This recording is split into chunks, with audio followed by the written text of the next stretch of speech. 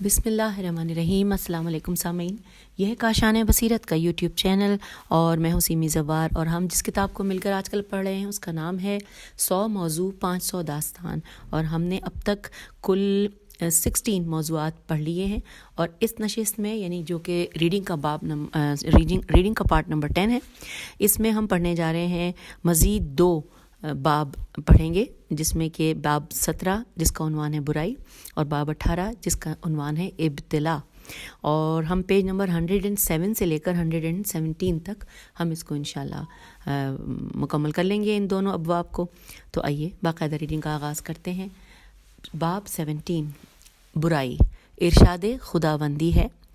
سورہ بقرہ کی آیت نمبر 216 ترجمہ: عین ممکن ہے کہ تم کسی چیز سے محبت کرو اور وہ تمہارے لیے بری ہو۔ امام جعفر صادق علیہ السلام فرماتے ہیں، تیز چھری اتنا جلدی سے گوشت کو نہیں کاٹتی جتنا کہ برا عمل انسان کو تباہ و برباد کرتا ہے۔ اس کا حوالہ ہے جامع السعادات 487/3۔ مختصر تشریح: بدترین وہ شخص ہے جو اپنی آخرت کو دنیا کے بدلے میں فروخت کرتا ہے، اور اس سے بھی زیادہ بدبخت وہ ہے کہ جو دوسروں کی دنیا کے لیے اپنی آخرت کو تباہ کرتا ہے۔ کچھ لوگ برائی کے بہت زیادہ مشتاق ہوتے ہیں، اگر سب کو جمع کیا جائے تو اسے حق نافرمانی کہا جاتا ہے۔ بری سوچ کی وجہ سے برا عمل سرزد ہوتا ہے، اور عمل نیت کے تابع ہوتا ہے۔ جس شخص کے پاس توکل نہ ہو، اس کے پاس ظاہری قوت ہو تو وہ مختلف برائیاں سر انجام دیتا ہے، اس کو دوزخ کا کوئی ڈر نہیں ہوتا۔ اس کے تمام اعضاء و جوارح برے کاموں میں مصروف ہوتے ہیں، اس کے کان غیبت سننے میں، آنکھ محرمات دیکھنے میں، اور زبان جھوٹ بولنے میں مصروف ہو جاتی ہے، حتیٰ کہ اس کے ہاتھ یتیم کو اذیت دینے میں مصروف ہو جاتے ہیں۔ لہٰذا ضروری ہے کہ تمام اعضاء کو انسان برے کاموں سے بچائے۔ آئیے اب ساتھ ہی ہم داستانوں کے پڑھنے کا آغاز کرتے ہیں۔ سب سے پہلے ہے جلودی کا انجام، جیم لام واو دال چھوٹی ہے، جلودی کا انجام۔ امام موسیٰ کاظم علیہ السلام کی شہادت کے بعد ہارون رشید نے اپنے ایک سالار جس کا نام جلودی تھا، اسے یہ کہہ کر مدینہ بھیجا کہ جاؤ آل ابو طالب کے گھرانوں پر حملہ کر کے ان کا تمام مال و اسباب لوٹ لو، ان کو اتنا لوٹنا کہ خواتین سادات کے کپڑوں تک لوٹ لینا، فقط ان کے پاس ایک ایک لباس ہی رہنے دینا۔ جلودی ہارون کے حکم کی تعمیل کرتے ہوئے مدینہ آیا۔ جب وہ امام علی رضا علیہ السلام کے دروازے پر آیا تو دروازے پر امام علی رضا علیہ السلام کھڑے ہوئے تھے، اور آپ علیہ السلام نے جلودی سے کہا کہ یہیں دروازے پر رک جاؤ، خدا کی قسم میں گھر جا کر تمام زیورات اور کپڑے وغیرہ خواتین سے لے کر تجھے دے دیتا ہوں۔ پہلے ایک تو جلودی نے انکار کیا، لیکن پھر مان گیا۔ امام علی رضا علیہ السلام اپنے گھر میں داخل ہوئے اور تمام مستورات کو ایک کمرے میں بلایا، اور ان سب کے زیورات اور کپڑے تک لے کر امام علیہ السلام نے جلودی کو دے دیے، اور جلودی انہیں لے کر ہارون کے پاس لے گیا۔ پھر چند دنوں بعد ہارون کی موت کے بعد اس کا بیٹا مامون رشید مسند خلافت پر بیٹھا، اور مامون رشید نے حضرت علی رضا علیہ السلام کو اپنا ولی عہد مقرر کر دیا تھا۔ مامون ایک دن جلودی پر سخت غصہ ہوا اور اسے سزا دینا چاہی، تو حضرت امام علی رضا علیہ السلام نے مامون سے کہا کہ وہ اسے معاف کر دے، لیکن جلودی سمجھا کہ اس کے سابقہ کردار کی امام علیہ السلام مامون کو تفصیلات بتا رہے ہیں، اور جلودی نے مامون سے کہا کہ اے خلیفہ، تم علی رضا علیہ السلام کی سفارشات پر ہرگز عمل نہ کرنا۔ مامون نے کہا، خدا کی قسم میں آج امام علی رضا علیہ السلام کی بات بھی نہیں مانوں گا، اور اس کے بعد اس نے مامون نے حکم دیا کہ اسے قتل کر دیا جائے۔ حوالہ ہے رہنمائی سعادت 177/1 اور آیان الشیعہ 60/1۔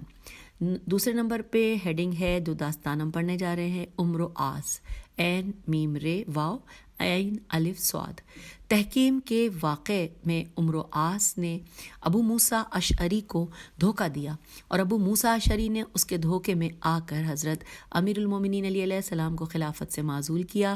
حضرت علی علیہ السلام نماز فجر اور نماز مغرب کے بعد معاویہ، عمر و آس اور ابو موسیٰ اشعری کو بد دعا کیا کرتے تھے۔ یہ عمر و آس وہی ہے جس نے شب عقبہ عین قاف بے ہے مخالفین کے ساتھ مل کر پیغمبر اکرم صلی اللہ علیہ وآلہ وسلم کی اونٹنی کو ڈرایا تھا، جس کے نتیجے میں رسول پاک صلی اللہ علیہ وآلہ وسلم بھی اسے بد دعا دیا کرتے تھے۔ جب حضرت امیر المومنین علیہ السلام اور معاویہ کے درمیان جنگ صفین ہوئی تو معاویہ کے لشکر نے قرآن مجید نیزوں پر اٹھائے تاکہ قرآن مجید کے مطابق فیصلہ کیا جا سکے۔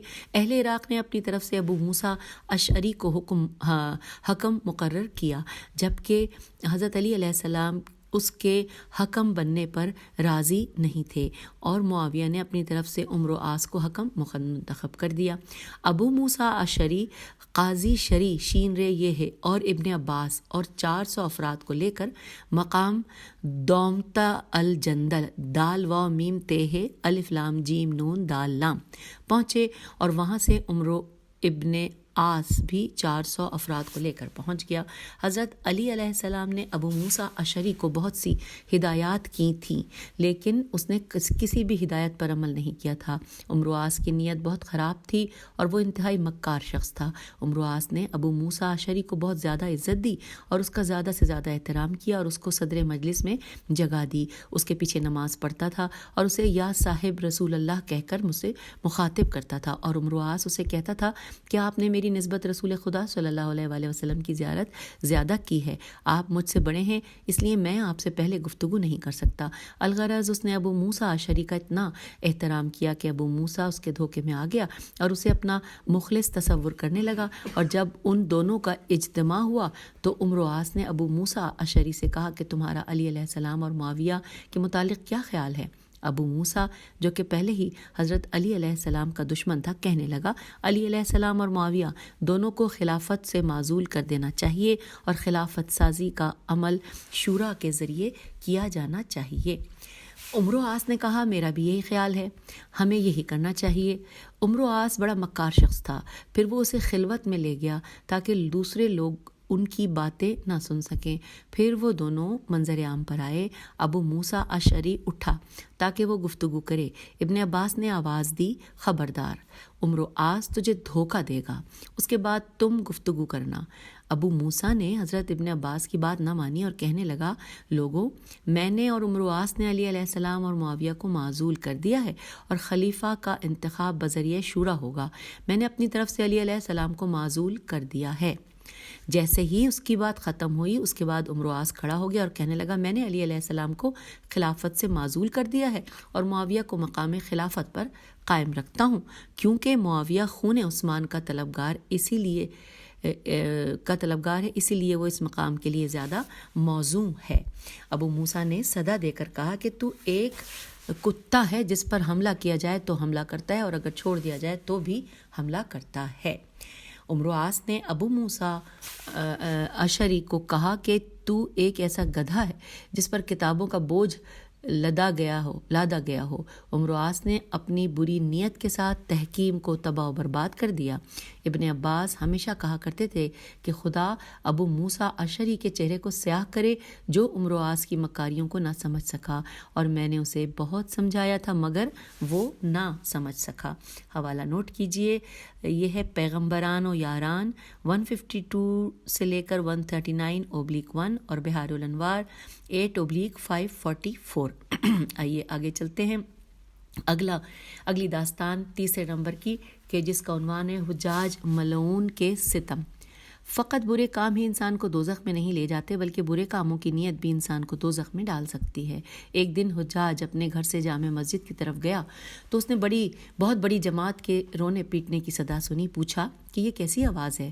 اسے بتایا گیا کہ یہ قیدیوں کی صدا ہے جو دھوپ کی شدت کی وجہ سے تڑپ رہے ہیں۔ اس ملعون نے کہا، دور ہو جاؤ، مجھ سے کلام نہ کرو۔ حجاج نے جو الفاظ کہے تھے یہ دراصل سورہ مومنون کی ایک آیت ہے، اخساؤ فیہا ولا تکلمون آیت ہے، اور اس کا پس منظر یہ ہے کہ جب دوزخی جہنم سے نکلنے کی خواہش کریں گے تو رب العزت کا فرمان ہوگا کہ دور ہو جاؤ اور مجھ سے کلام نہ کرو۔ لفظ اخسا عربی لغت میں کتے کو دھتکارنے کے لیے استعمال ہوتا ہے۔ الف خے سین الف اور اس کے اوپر حمزہ ہے۔ پھر آگے لکھا ہے کہ حجاج کی موت کے بعد جب قیدیوں کو شمار کیا گیا تو ان میں 1,20,000 مرد اور 20,000 عورتیں تھیں، اور ان میں 4,000 ایسی عورتیں تھیں جن کے تن پر لباس نہیں تھا، اور یہ قیدی ایک ہی چار دیواری میں مقید تھے۔ قید خانے کی چھت نہیں تھی۔ جب کوئی قیدی گرمی سے بچنے کے لیے اپنے ہاتھ سے اپنے چہرے پر سایہ بناتا تو زندان کے سپاہی اسے پتھر مارتے تھے۔ انہیں جو کی روٹی میں ریت پلا کر کھانا دیا جاتا تھا اور پینے کے لیے انہیں کڑوا پانی دیا جاتا تھا۔ حجاج لعین بے گناہ افراد اور بالخصوص سادات کے خون بہانے کو اپنے لیے اعزاز سمجھتا تھا۔ ایک مرتبہ اس ملعون نے روزہ رکھنا چاہا تو نوکروں کو حکم دیا کہ اس کے لیے من پسند سحری اور افطاری کا انتظام کیا جائے۔ چنانچہ اشارہ فہم نوکروں نے اس کے لیے ایسی روٹیاں تیار کیں جنہیں سادات کے خون سے گوندھا گیا تھا، اور اس ملعون نے انہی روٹیوں سے سحری اور افطاری کی۔ اس ملعون کو ہمیشہ اس بات کا قلق رہتا تھا کہ وہ واقع کربلا میں ہوتا تو شمر لعین سے بھی بڑھ کر ظلم کرتا۔ حوالہ نوٹ کیجیے پند تاریخ 163/3 اور روضات الجنات صفحہ نمبر 133۔ آگے چلتے ہیں۔ اگلا جو کہ ہم پڑھنے یہاں سے حوالہ نوٹ کرنے کے بعد ہم اگلا یعنی چوتھے نمبر پہ جو داستان ہے جس کا عنوان ہے عذر گناہ بدتر از گناہ، اس حوالے سے پڑھتے۔ لکھا ہے امام جعفر صادق علیہ السلام نے فرمایا، میں نے اہل سنت افراد سے ایک شخص کی بڑی تعریفیں سنی اور اس کے اہل اللہ اور صاحب کرامات ہونے کی کئی داستانیں سنی تو مجھے اسے دیکھنے کا شوق پیدا ہوا۔ اتفاق سے ایک دن میں نے اسے ایک مقام پر دیکھا، لوگ اس کے ارد گرد جمع تھے اور وہ لوگوں کو اپنے آپ سے دور کر رہا تھا۔ اس نے کپڑے سے اپنا چہرہ چھپایا ہوا تھا اور اس کی آنکھیں اور پیشانی ظاہر تھیں۔ وہ اپنے اردت مندوں الف ر دال تے مندوں کو اپنے آپ سے دور کرتا گیا۔ آخر کار وہ اکیلا ایک راستے پر چلنے لگا۔ میں بھی خاموشی سے اس کے تعاقب میں چلتا گیا۔ راستے میں نان بائی کی ایک دکان تھی جہاں لوگوں کا کافی ازدحام تھا۔ یہ شخص بھی اس جگہ گیا۔ میں نے دیکھا کہ اس نے وہاں سے 2 روٹیاں چرائیں اور چل دیا۔ پھر آگے ایک شخص انار بیچ رہا تھا۔ اس نے اس کی غفلت سے فائدہ اٹھا کر وہاں سے 2 انار چوری کر لیے۔ میں یہ واقعہ دیکھ کر سخت تعجب مجھے ہوا کہ یہ شخص چوری کرتا ہے۔ چند قدم چلنے کے بعد راہ میں اس نے ایک مریض کو دیکھا تو وہ 2 روٹیاں اور 2 انار اسے دے دیے۔ میں نے اسے صدا دے کر روک لیا۔ میں نے اس سے کہا کہ اے بندے خدا، میں نے تو تیری تعریفیں سنی تھیں اور تجھے دیکھنے کی خواہش تھی، لیکن آج میں نے تجھے دیکھا تو مجھے تمہاری حالت پر بہت دکھ ہوا۔ اس نے کہا، آپ نے کیا دیکھا اور میری کس بات سے آپ کو دکھ پہنچا؟ میں نے کہا، میں نے تجھے نان بائی کی دکان سے 2 روٹیاں اور انار فروش سے 2 انار چوری کرتے ہوئے دیکھا۔ جب میں نے یہ الفاظ کہے تو اس نے مجھے مزید مہلت نہ دی اور فوراً بول اٹھا کہ تو کون ہے؟ میں نے کہا، میرا تعلق اہل بیت نبوت سے ہے۔ اس نے مجھ سے پوچھا کہ تو میں نے کہا کہ میرا گھر مدینے میں ہے۔ تو اس نے کہا کہ تو پھر آپ شاید جعفر بن محمد بن علی علیہ السلام بن حسین ہیں؟ میں نے کہا، جی ہاں، میں بالکل وہی ہوں۔ اس نے کہا، رسول کریم صلی اللہ علیہ وآلہ وسلم سے تمہاری یہ نسبت تمہیں کیا فائدہ دے گی جبکہ تم اپنے نانا کے علم سے ناواقف ہو؟ میں نے کہا، بیان کرو، میں کیسے ناواقف ہوں؟ اس نے کہا، شاید تم نے قرآن کی آیت نہیں پڑھی جس میں اللہ تعالیٰ نے فرمایا ہے کہ جو شخص نیکی کرے گا تو اسے 10 گنا اجر ملے گا، اور جو برائی کرے گا اس کے نامہ اعمال میں برائی درج ہوگی اور اسے بدلہ دیا جائے گا۔ سامعین، یہاں پہ اس آیت کا نمبر نہیں لکھا ہوا اور نہ ہی اس میں مزید تفصیلات ہیں۔ جو کچھ لکھا تھا میں نے آپ کی سماعتوں کی نظر کیا۔ پھر لکھا ہے کہ تو سنو، میں نے 2 روٹیاں اور 2 انار چوری کیے ہیں، میرے نامہ اعمال میں 4 گنا درج ہوئے، اور میں نے پھر راہ خدا میں ایک مریض کو دے دیے ہیں تو میرے نامہ اعمال میں 40 نیکیاں درج ہوئیں۔ اب 40 میں سے 4 کو نفی کر دو تو بھی میرے حصے میں 36 نیکیاں بچ جائیں گی۔ اور یوں پھر لکھا ہے، میں نے اس کا استدلال سن کر کہا کہ تیری ماں تیرے غم میں روئے، تجھے تو کتاب خدا کا ذرہ برابر بھی علم نہیں ہے۔ اللہ تعالیٰ نے قرآن مجید میں ارشاد فرمایا ہے کہ اللہ پرہیزگاروں کے عمل کو قبول کرتا ہے، اور بدیہی سی بات ہے کہ چور پرہیزگار نہیں ہو سکتا، اور تجھے اجر تب ملتا ہے جب اصل تیری ہوتی ہے۔ اب تو نے 2 روٹیاں اور 2 انار چوری کیے، تیرے نامہ اعمال میں 4 برائیاں درج ہوئیں، اور پھر تو نے ان چیزوں کے مالک کی اجازت کے بغیر ان میں تصرف کیا تو 4 گنا تیرے نامہ اعمال میں اور درج ہو گئے، اور تیرے نامہ اعمال میں اس طرح سے 8 گناہ درج ہوئے اور نیکی ایک بھی نہیں ہوئی۔ میرا استدلال سن کر وہ عجیب و غریب نظروں سے مجھے دیکھنے لگا اور پھر وہاں سے چلا گیا۔ سامعین حوالہ نوٹ کیجئے، نمونہ معارف 4/275 اور وسائل الشیعہ 2/57۔ چلیے آگے چلتے ہیں۔ 5ویں نمبر پہ جو داستان ہے اس کا عنوان ہے برے کردار کا برزخ میں اثر۔ ایک اہل علم اور متقی شخص کی روایت ہے، وہ بیان کرتے ہیں کہ ان کے ایک رشتہ دار نے زندگی کے آخری ایام میں کچھ زمین خریدی تھی اور اس سے جو آمدنی ہوتی تھی اس پر وہ گزر بسر کرتا تھا۔ کچھ عرصے بعد اس شخص کی وفات ہو گئی۔ ایک شخص نے کچھ عرصے بعد اسے خواب میں دیکھا کہ وہ نابینا ہو چکا ہے۔ خواب دیکھنے والے شخص نے اس سے پوچھا کہ دنیا میں تو تیری آنکھیں سلامت تھیں مگر اب نابینا کیسے ہو گئی؟ اس شخص نے جواب دیا کہ جب میں نے زمین خریدی تھی اس کے درمیان میں چشمہ تھا اور نزدیک کے لوگ وہاں سے پانی بھرتے تھے اور اپنے مویشیوں کو بھی پانی پلانے کے لیے چشمے پر لاتے تھے، جس کی وجہ سے میری فصل تھوڑی بہت خراب ہو جاتی تھی۔ پھر میں نے کچھ پتھروں اور مٹی کے ساتھ اس چشمے کو بند کر دیا تھا، جس کی وجہ سے لوگوں کو بہت دور سے پانی لانا پڑتا تھا۔ یہ اندھا پن میرا اس چشمے کو بند کرنے کی وجہ سے ہے۔ خواب دیکھنے والے شخص نے اس سے پوچھا کہ اب اس کا کوئی حل بھی ہے؟ اس نے جواب دیا کہ اگر میرے ورثاء اس چشمے کو دوبارہ جاری کر دیں تو میری بینائی واپس آ سکتی ہے۔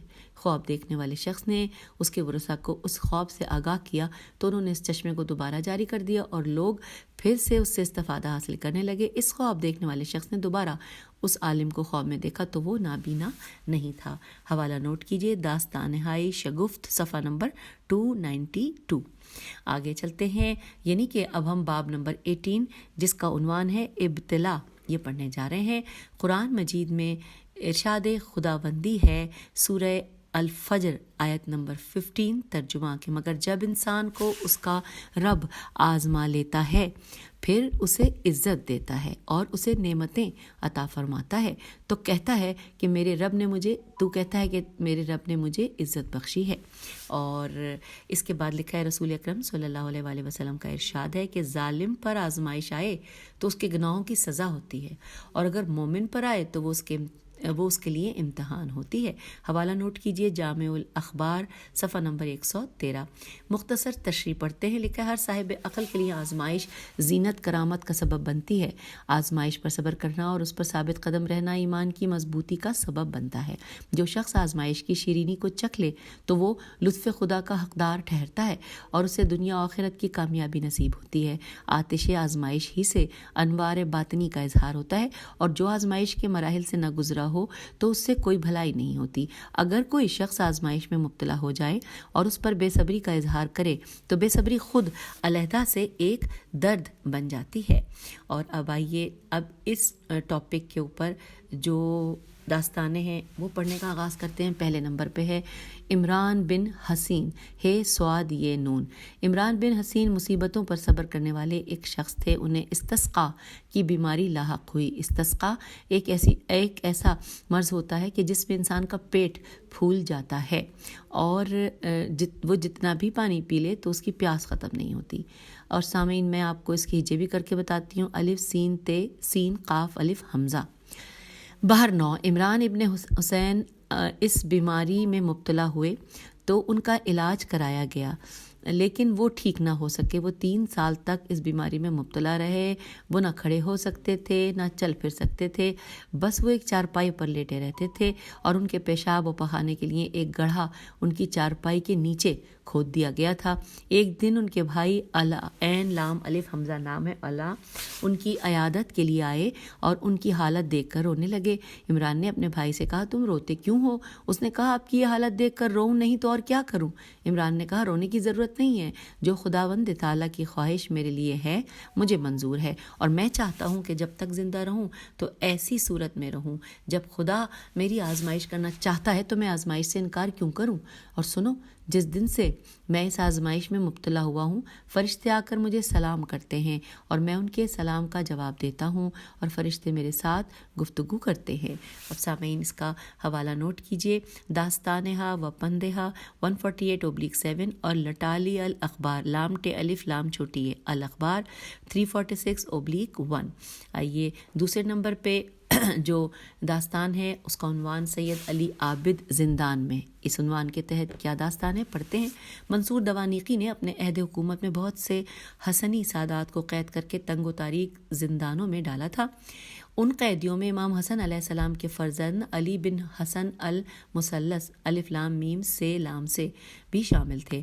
ان کے زہد و تقویٰ کی وجہ سے انہیں علی خیر اور علی عابد بھی کہا جاتا تھا. آپ اپنے دور میں عبادت اور ذکر الہی میں اپنی مثال آپ تھے. حسنی سادات کا قید خانہ اتنا تاریک تھا کہ دن رات کا پتہ ہی نہ چلتا تھا اور اوقات نماز کا بھی علم نہ ہوتا تھا. سید علی عابد نے قرآن مجید پڑھنے کے اوقات اس طرح متعین کیے ہوئے تھے کہ باقی قیدیوں کو اوقات نماز کا ان سے علم ہوتا تھا. ایک مرتبہ ان کے بھتیجے سید عبداللہ بن حسن مصنع نے ان سے اپنی قید و بند کی شکایت کرتے ہوئے کہا کہ چچا جان، اس تنگ و تاریک قید خانے کو آپ دیکھ رہے ہیں اور اس پر توق و زنجیر کا وزن بھی ہے. آپ اللہ سے دعا کریں کہ وہ ہمیں اس مصیبت سے نجات دلائے. سید علی عابد نے کہا کہ چچا کی جان، اللہ نے جنت میں ہمارے لیے ایک درجہ مقرر کیا ہے اور ہم ان مصیبتوں پر صبر کیے بغیر اس درجے کو حاصل نہیں کر سکتے. اور منصور کے لیے بھی اللہ تعالیٰ نے دوزخ میں ایک سخت ترین مقام بنایا ہے اور وہ دوزخ کے اس مقام پر تبھی پہنچ سکتا ہے جب وہ ہمیں اس طرح کی تکالیف دے. اگر آپ ان مصائب و آلام پر صبر کریں تو آپ کے آرام کا وقت آنے والا ہے، کیونکہ ہماری موت قریب آ چکی ہے. اور اگر اس قید خانے سے نجات چاہتے ہو تو میں دعا مانگتا ہوں کہ جس کے بعد تم رہا ہو جاؤ گے اور منصور دوزخ کے اس عذاب سے بچ جائے گا. یہ سن کر سید عبداللہ نے کہا چچا جان، پھر ہم صبر کریں گے. 3 دن بعد سید علی بن حسن مثلث کی زندان میں حالت سجدہ میں وفات ہو گئی. سید علی عابد کو جب سجدے میں سر رکھے کافی دیر ہو گئی تو عبداللہ نے سوچا کہ شاید انہیں نیند آ گئی ہے. بیدار کرنا چاہا تو معلوم ہوا کہ ان کی روح تو قفس انصری سے پرواز کر چکی ہے. سامعین، حوالہ نوٹ کیجئے. پنت تاریخ 172/2 اور مقتل خوارزمی جلد نمبر 2 صفحہ نمبر 108. اور اب آئیے تیسرے نمبر پہ داستان پڑھتے ہیں جس کا عنوان ہے حضرت ہود علیہ السلام کی بیوی. لکھا ہے حضرت ہود علیہ السلام کا کاشتکاری کیا کرتے تھے. کچھ لوگ آپ علیہ السلام سے ملنے کے لیے ان کے گھر آئے، دستک دی. وہاں سے ایک عورت نکلی اور پوچھا کہ تم کون ہو؟ انہوں نے جواب دیا کہ ہم فلاں شہر سے آئے ہیں. ہمارے شہر میں کچھ عرصے سے باران رحمت کا نزول نہیں ہوا، جس کی وجہ سے وہاں قحط سالی ہو گئی ہے. تو اسی لیے ہم حضرت ہود سے ملنے آئے ہیں کہ وہ دعا کریں تاکہ وہ باران رحمت کا نزول ہو، تاکہ وہاں باران رحمت کا نزول ہو. ہود کی بیوی نے کہا کہ تم بھی بہت سادہ لو انسان ہو. اگر ہود کی دعا قبول ہوتی تو وہ اپنے لیے دعا کیوں نہ کرتا؟ خود اس کے کھیت پانی کی کمی کی وجہ سے جلنے کے قریب پہنچ چکے ہیں. انہوں نے اس سے کہا کہ ہود علیہ السلام کہاں ملیں گے؟ اس نے جواب دیا کہ فلاں جگہ پر. وہ لوگ حضرت ہود علیہ السلام کے پاس آئے اور اپنی حاجت بیان کی. حضرت ہود علیہ السلام نے نماز پڑھی اور نماز کے بعد دعا کی. تھوڑی دیر کے بعد ان لوگوں نے کہا کہ تم واپس اپنے شہر چلے جاؤ، اب وہاں باران رحمت کا نزول ہو چکا ہے. انہوں نے عرض کیا حضور، جب ہم آپ کے دروازے پر آئے تو ایک عورت ملی اور وہ یہ کہہ رہی تھی کہ اگر ہود کی دعا قبول ہوتی تو وہ اپنے لیے دعا کیوں نہ کرتا؟ حضرت ہود علیہ السلام نے فرمایا کہ تم نے میرے دروازے پر جس عورت کو دیکھا وہ میری بیوی تھی. میں اللہ تعالیٰ سے دعا کرتا ہوں کہ خدا اسے عمر طولانی دے. انہوں نے کہا کہ وہ کس لیے؟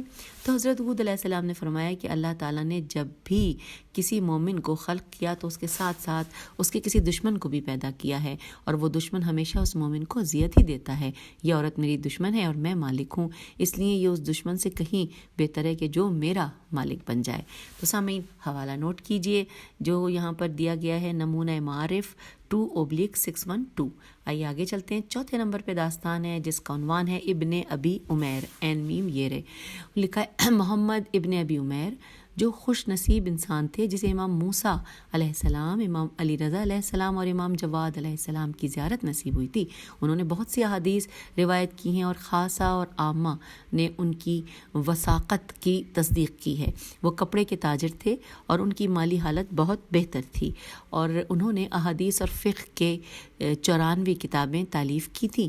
ہارون رشید اور مامون رشید کے دور خلافت میں ان کو کئی اذیتیں دی گئیں. بعض دفعہ ان کا مال بھی لوٹ لیا جاتا۔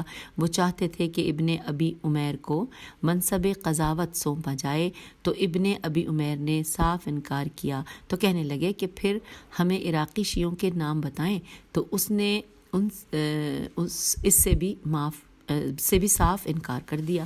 انہیں زندان میں ڈالا گیا اور کئی بار انہیں تازیانے مارے گئے۔ ایک دفعہ ہارون رشید کے کہنے پر سندی سین نون دال چھوٹی سندی بن شاہک شین الف ہے کاف نے انہیں ایک جگہ پر 120 تازیانے مارے۔ آخرکار 1000 درہم دے کر زندان سے رہا ہوئے اور تقریباً 4 برس تک زندان میں قید و بند کی مصیبتیں برداشت کرتے رہے، اور اس دوران ان کو 1 لاکھ درہم کا مالی نقصان بھی ہوا۔ ان کی بہن سعیدہ نے ان کی کتابوں کو جمع کر کے چھپا دیا تھا۔ اتفاق سے بارش ہوئی تو وہ کتابیں گیلی ہوئیں اور ان سے الفاظ مٹ چکے تھے۔ اس کے بعد وہ جو بھی حدیث روایت کرتے تو اپنے حافظے کے زور پر کرتے یا ان نسخوں سے بیان کرتے جو ان سے پہلے لوگوں نے ان سے سن کر اپنے پاس لکھ لیے تھے۔ یہ حوالہ نوٹ کیجئے، منتہی الاعمال 385/2۔ اب آئیے چلتے ہیں 5ویں نمبر پہ۔ داستان ہے کہ جتنی عمر لمبی ہوگی اتنا آزمائش بھی زیادہ ہوگی۔ یہ ہیڈنگ ہے، آئیے اس کو مل کر پڑھتے ہیں۔ بیان کیا جاتا ہے کہ ایک دفعہ حضرت جبرائیل امین علیہ السلام حضرت سلیمان علیہ السلام کے پاس آب حیات کا پیالہ لے کر آئے اور کہا کہ آپ کے پروردگار نے آپ کو یہ اختیار دیا ہے کہ اگر آپ چاہیں تو اس جام کو پی لیں، اس جام کو پینے کے بعد آپ قیامت تک زندہ رہیں گے، اور چاہیں تو نہ پئیں۔ حضرت سلیمان علیہ السلام نے اس بات کے لیے انسان، جنات اور کئی دوسرے حیوانات سے مشورہ کیا۔ سب نے مشورہ دیا کہ آپ یہ آب حیات کا پیالہ پی لیں تاکہ آپ قیامت تک زندہ رہیں۔ حضرت سلیمان علیہ السلام سوچنے لگے کہ سب سے تو میں نے مشورہ کر لیا، لیکن خارپشت، یہاں پہ لکھا ہے خارپشت کے بعد بریکٹ میں لکھا ہے ساہی سین الف ہے چھوٹی ہے ساہی، خارپشت سے میں نے مشورہ نہیں کیا۔ انہوں نے گھوڑے کو بھیجا کہ جاؤ اور خارپشت سے کہو کہ میرے پاس آئے، لیکن خارپشت نہ آیا۔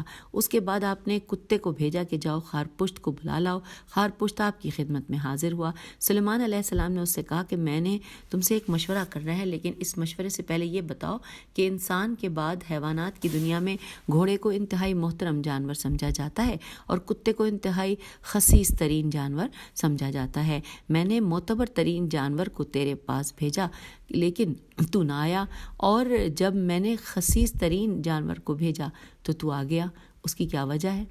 چچوندر کہنے لگا کہ یہ سچ ہے کہ گھوڑا انتہائی باوقار جانور ہے مگر اس میں وفا نہیں ہے۔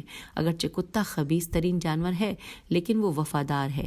اگر وہ ایک دفعہ کسی کے گھر سے روٹی کھا لے تو ساری زندگی اس سے وفاداری کیا کرتا ہے۔ حضرت سلیمان نے کہا اچھا یہ بتا، آب حیات کا ایک جام بھیجا گیا ہے اور مجھے اختیار دیا گیا ہے کہ چاہوں تو اسے پی لوں اور قیامت تک زندہ رہوں، اور چاہوں تو واپس کر دوں۔ اس سلسلے میں تیرا کیا مشورہ ہے؟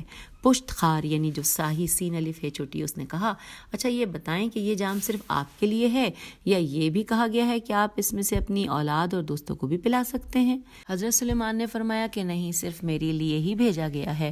تو خار پشت یعنی کہ ساہی نے کہا کہ جناب میرا مشورہ یہ ہے کہ آپ اسے قبول نہ کریں، کیونکہ آپ علیہ السلام نے اگر اسے پی لیا تو قیامت تک آپ زندہ رہیں گے۔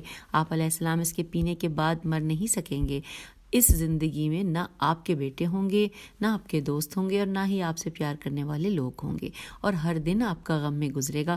جتنا آپ کی عمر طویل ہوتی جائے گی تو اتنی ہی سختیاں روز بروز بڑھتی جائیں گی۔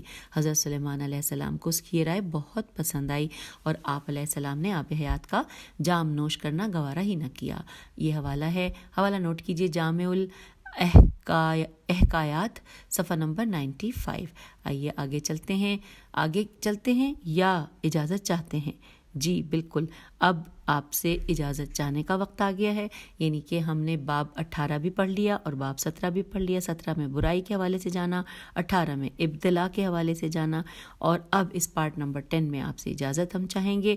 انشاءاللہ اگلی نشست میں اس سے اگلی مزید دو موضوعات کے بارے میں پڑھیں گے، جانیں گے اور بہت کچھ سیکھیں گے۔ اجازت دیجیے، خدا حافظ، فی امان اللہ۔